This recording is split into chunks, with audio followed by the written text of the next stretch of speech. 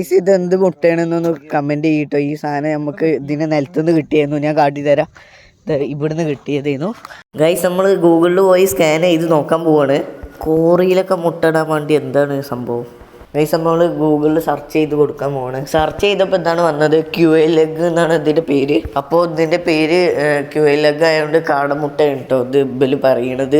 അപ്പോൾ നമുക്ക് ജെമിനിനോടൊക്കെ ഒന്ന് ചോദിച്ചു നോക്കണം. നമ്മൾ വീഡിയോയിൽ കണ്ട മാതിരി തന്നെയാണ് ഈ ഫോട്ടോത്തിലും കാണുന്നത് ഗൈസ്. അപ്പോൾ നമുക്ക് ജെമിനിനോട് അങ്ങോട്ട് ചോദിച്ചു നോക്കാം. നമുക്ക് ജെമിനി അങ്ങോട്ട് എടുക്കാം. Gemini come on guys. അപ്പോൾ നമ്മൾ ജെമിനി അങ്ങോട്ട് എടുക്കട്ടോ. ജെമിനി എടുത്തിട്ട് നമ്മൾ ആ പ്ലസ് ബട്ടൺ പ്രസ് ചെയ്ത് പിടിച്ച് എന്നിട്ട് നമ്മൾ ഗാലറി അങ്ങോട്ട് എടുക്കട്ടോ. എന്നിട്ട് നമ്മൾ ആ ഫോട്ടോ അങ്ങോട്ട് സെലക്ട് ചെയ്ത് കൊടുക്കുക. എന്നിട്ട് നമുക്ക് എന്തൊക്കെ ചോദിച്ചിട്ടുണ്ട് അത് കാര്യമായിട്ട് ചോദിച്ചു കൊടുക്കട്ടോ. ഞാൻ ചോദിച്ചാൽ പോണത് ഈ മുട്ട ഏത് പക്ഷിയുടേതാണ് എന്നാണ് കേട്ടോ. നമ്മൾ ജെമിനിനോട് അങ്ങോട്ട് ചോദിച്ചാൽ പോണത്. ചോദിച്ചപ്പോൾ ഇങ്ങനെ കേട്ടോ വന്നത്.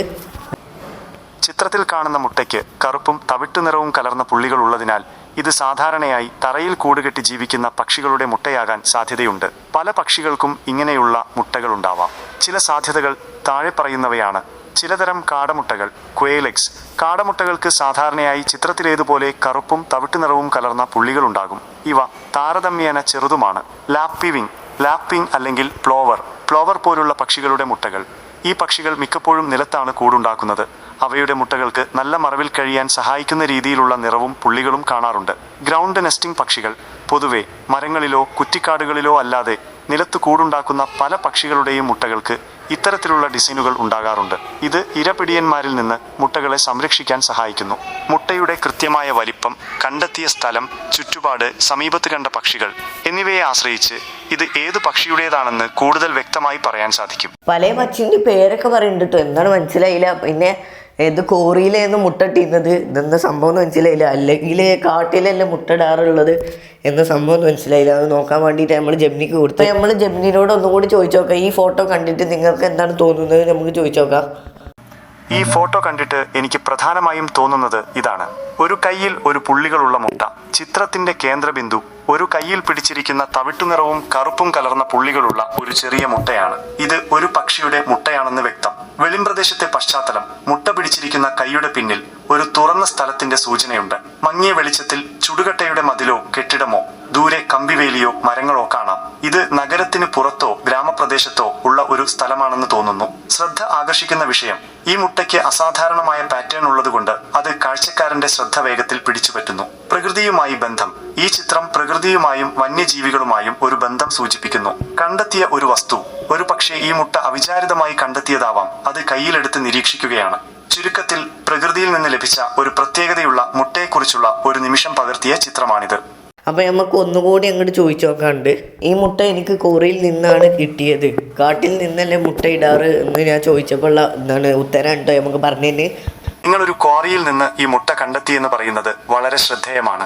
കാരണം സാധാരണയായി പക്ഷികൾ കാടുകളിലോ മരങ്ങളിലോ കുറ്റിക്കാടുകളിലോ ആണ് കൂടുകൂട്ടുന്നതെങ്കിലും ചില പക്ഷികൾക്ക് ക്വാറികൾ, ചുടുകല്ല് കല്ലുക്വാറികൾ, മണൽ ക്വാറികൾ അവയുടെ പ്രജനനത്തിനും കൂടുകെട്ടലിനും അനുയോജ്യമായ ഒരു ആവാസ വ്യവസ്ഥയായി മാറാറുണ്ട്. ഇങ്ങനെയുള്ള സ്ഥലങ്ങളിൽ പക്ഷികൾ കൂടുവയ്ക്കാനുള്ള ചില കാരണങ്ങൾ ഇതാ. 1. പ്രകൃതിദത്തമായ പാറക്കെട്ടുകൾക്ക് സമാനം. ക്വാറികളിലെ കുത്തനെയുള്ള പാറക്കെട്ടുകൾ അല്ലെങ്കിൽ മൺതിട്ടകൾ പല പക്ഷികൾക്കും സ്വാഭാവികമായ മലഞ്ചെരിവുകളും പാറക്കെട്ടുകളും പോലെയാണ്. റാപ്റ്ററുകൾ, ഇരപിടിയൻ പക്ഷികൾ പോലുള്ള ചില പക്ഷികൾക്ക്, പ്രത്യേകിച്ച് പെരഗ്രിൻ ഫാൽക്കൺ പോലുള്ളവയ്ക്ക് ഉയരത്തിലുള്ളതും സുരക്ഷിതവുമായ കൂടുകെട്ടൽ സ്ഥലങ്ങൾ ആവശ്യമാണ്. ക്വാറികൾ അത്തരം സുരക്ഷിതമായ സ്ഥലങ്ങൾ നൽകുന്നു. 2. മറയും സംരക്ഷണവും. നിലത്ത് കൂടുവയ്ക്കുന്ന പക്ഷികൾക്ക് ക്വാറികളിലെ കല്ലുകളും മണൽത്തിട്ടകളും നല്ല മറവും ഇരപിടിയന്മാരിൽ നിന്നുള്ള സംരക്ഷണവും നൽകും. മുട്ടകൾക്ക് ചുറ്റുപാടുമായി ലയിച്ചു ചേരാൻ കഴിയുന്ന നിറവും പാറ്റേണുകളും ഉള്ളതിനാൽ അവയെ കണ്ടെത്താൻ പ്രയാസമാണ്. 3. ഭക്ഷണ ലഭ്യത. ക്വാറികളിലെ ജലാംശമുള്ള സ്ഥലങ്ങൾ, മഴക്കാലത്ത് വെള്ളം കെട്ടിനിൽക്കുന്ന കുഴികൾ പ്രാണികളെയും ചെറിയ ജീവികളെയും ആകർഷിക്കും. ഇത് പക്ഷികൾക്ക് ഭക്ഷണ സ്രോതസ്സായി മാറും. 4. മനുഷ്യന്റെ ഇടപെടൽ കുറവ്. ചിലപ്പോൾ പ്രവർത്തനരഹിതമായ ക്വാറികൾ ആളനക്കമില്ലാത്ത സ്ഥലങ്ങളാകാം.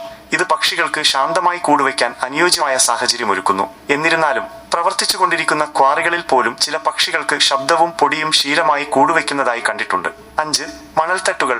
മണൽ ക്വാറികളിൽ സാൻഡ് മാർട്ടിൻ പോലുള്ള പക്ഷികൾ മണൽത്തിട്ടകളിൽ തുരങ്കങ്ങളുണ്ടാക്കി കോളനികളായി കൂടുവയ്ക്കാറുണ്ട്. നിങ്ങൾ കണ്ടെത്തിയ മുട്ടയ്ക്ക് പുള്ളികൾ ഉള്ളതിനാൽ അത് നിലത്ത് കൂടുവയ്ക്കുന്ന ഒരു പക്ഷിയുടേതാകാനാണ് സാധ്യത കൂടുതൽ.